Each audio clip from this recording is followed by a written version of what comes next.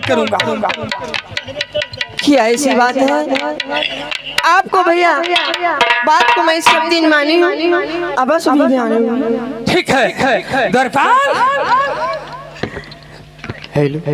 इसमें एक फल लाओ और बहन की तौल करो। ठीक है हुजूर। मलकिनी क्या दरबार के रहने वाले अनिल पासवान इस कला पर खुश होकर बहुत सारे रुपये का पुरस्कार दिए हैं, बहुत सारे रुपये का पुरस्कार है। हमारे तरफ से नमस्कार धरती की जय जय का।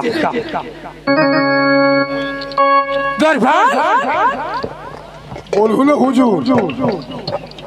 सुन लो बहादुर, ये सब खोलो नहीं खोलो, तौल बराबर होना चाहिए। अभी तौल में गड़बड़ कर दिया तो अब देखो तुमको दी का चाम नहीं छुड़ा लिया तुम ग्रंथाला हुजूर। बात खरबा रहती वही, तरजुआ रहती वही, फूलवा रहती वही। अब इनका घाट बाढ़ होती तो ओकरे में हमरे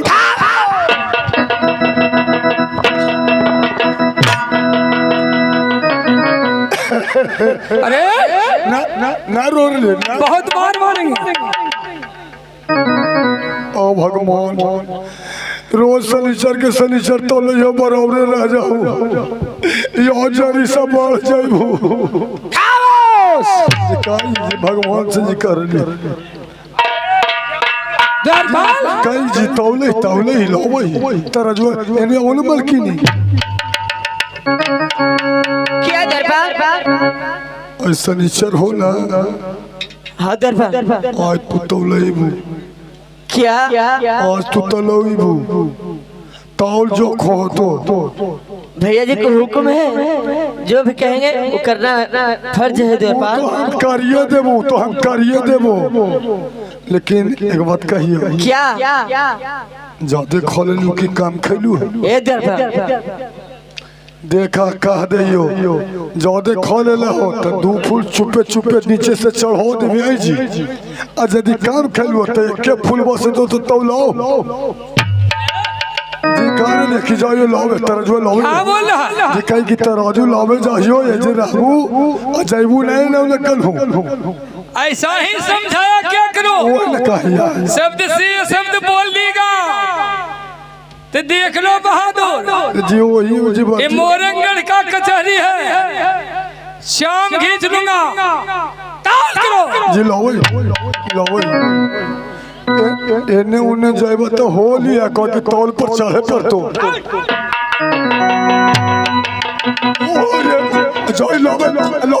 जाई लावे हो सका 50 ग्राम 100 ग्राम ना कम सका हो जी कंप्यूटर रख ली कि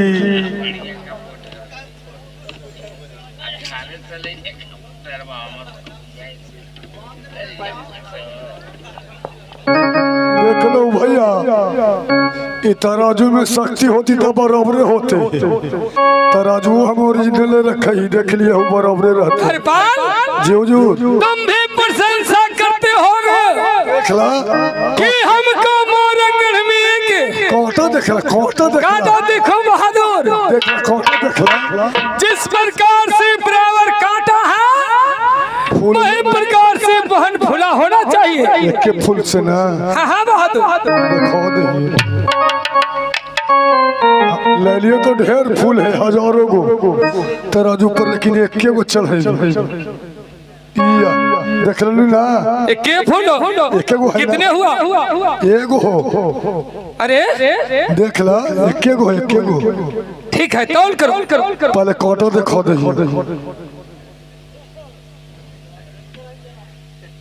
कोठी मोरे वाला मुस्लिम बनिया कोई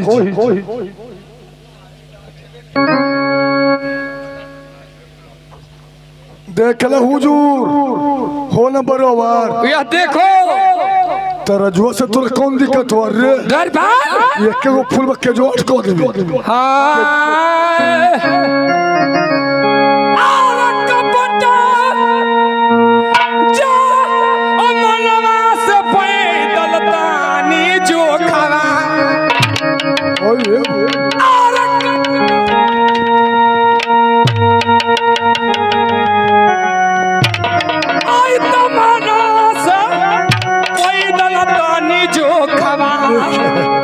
अरे बहानी के भाला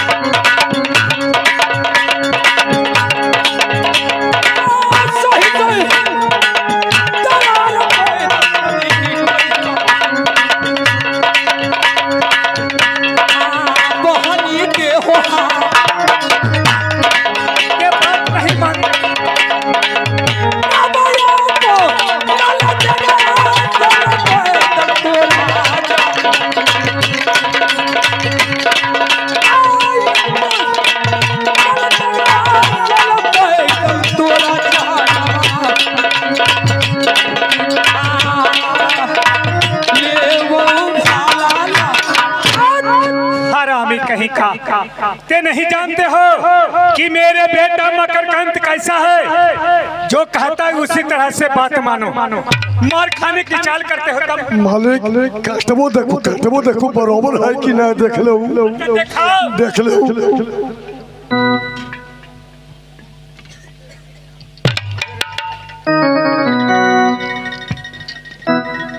देख लो बराबर है कि ना है देख नजर से देख ला चला अरे घुमा कर दिखा घुमा कर दिखाइबो बराबर हो ना हुजूर सही है अब एक फूल चढ़ावे के बात होलो हाँ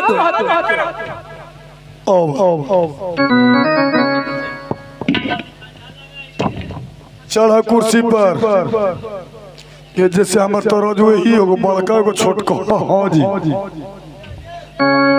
इन्ने हो गलो बड़का इन्ने हो गलो छोटका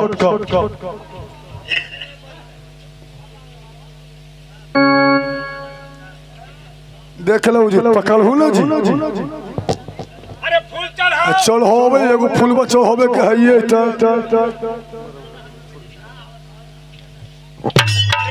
अरे चंडाल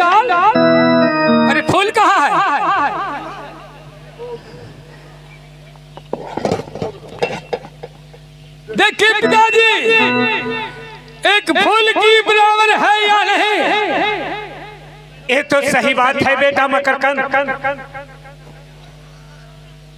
ठीक है, बेटी को तराजू पर से उतार दो। द्वारपाल, अब तुमको आज दिन से तुमको मान बढ़ गया बहादुर। बेटा मकरकंद, पिताजी,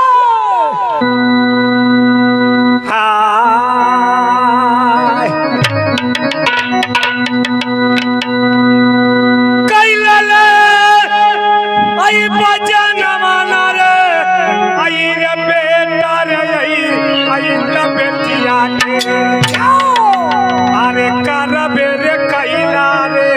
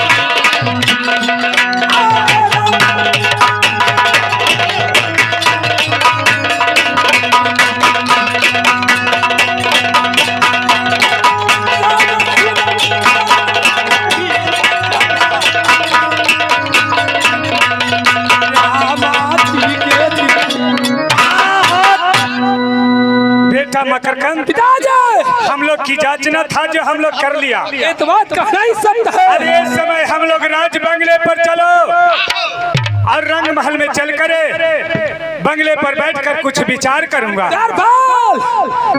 बहन भोला को रंग महल ले जाने की तैयारी करो।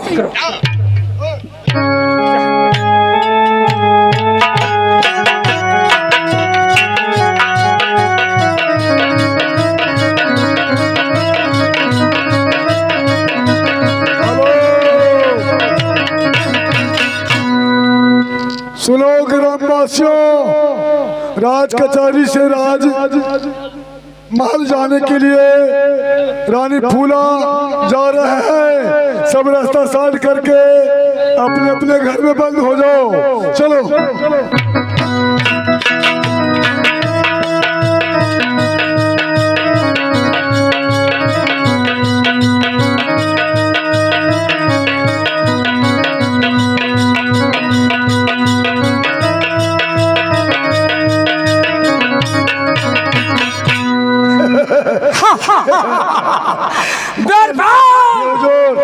मैं शुभ दिन कहा गया हूँ कि बहन भोला ऐसा किसी को घर में बहन नहीं पैदा लिया। तो हुजूर अपने के पुत्री अपने के पुत्र जैसा लगा कि कोई है ये ना थी। हुजूर एक फूल से तौलाना उसको रूप से कभी मोरंगल में मीठी का तेल का जरूरी नहीं हुआ। हुजूर ही भूला। हुजूर क्या बात है? जब फूला जो बेटी हो, देखिए मैं कमेटी से निवेदन करता हूँ कि रेवटी में बहुत आदमी भरा हुआ है, बैठने का जगह भी नहीं है। अच्छा तुम बहादुर भैया जरा सर्वेक्षण कीजिए। हाँ बकेट में घड़ा दीजिए। मुनारिक पासवान जहाँ भी है अपनी ड्यूटी जाकर देखें और क्या हो रहा है ना हो रहा। पिताजी समय अपने अब प्रजा को देखभाल करना चाहिए। कौन प्रजा को दुख है तो कौन प्रजा का सुख है।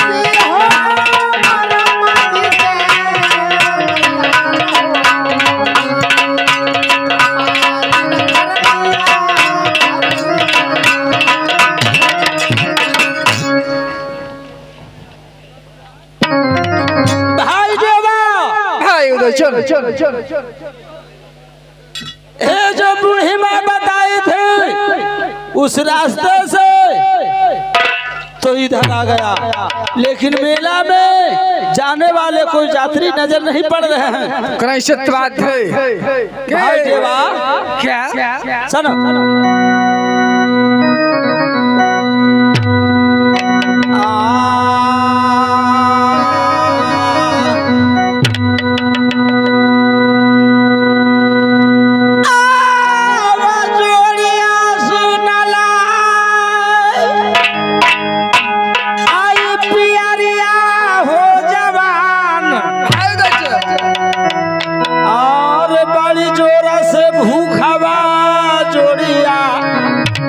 लग गेलौ हमारा के हो बड़ी जोर से भूखबा हो जोड़िया अलग गेलौ हमारा के आरे ही फूलबड़िया खिचड़िया लेला हो गलाई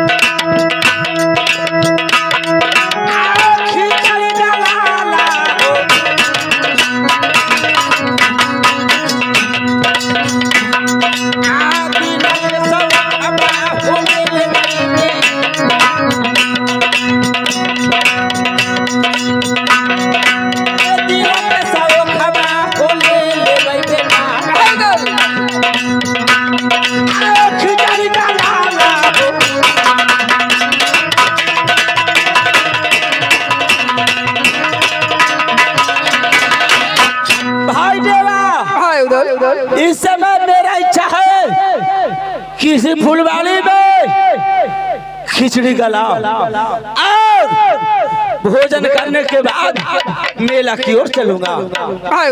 सुनो सुनो चोरिया सुनलई आवा मोहबिया के हो जवान भाई देवा हो नानी मका है जोरिया आहो ना है मीठी तेलवा आरे कैसे का खिचड़िया चोरिया भी हो गलाई अब ना तो बदल हो जोरिया हो लाल